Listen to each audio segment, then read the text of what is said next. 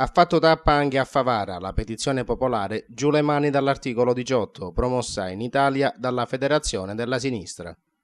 In piazza Don Giustino, il banchetto è allestito dai militanti della locale segreteria del partito della Rifondazione Comunista, con in testa il segretario provinciale Antonio Palumbo. Noi vogliamo che l'articolo 18 non venga toccato e comunque, per adesso ci sono varie ipotesi allo studio, vorrebbero fare solo per problemi economici, però noi pensiamo che intaccare o modificare almeno anche una parte dell'articolo 18 va sempre a colpire un diritto che è un diritto elementare.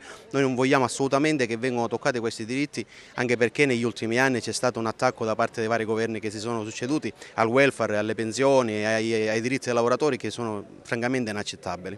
Molti sono stati i cittadini che hanno sottoscritto la petizione volta alla tutela dell'articolo 18 dello Statuto dei lavoratori, che in Italia garantisce il reintegro dei lavoratori ingiustamente licenziati.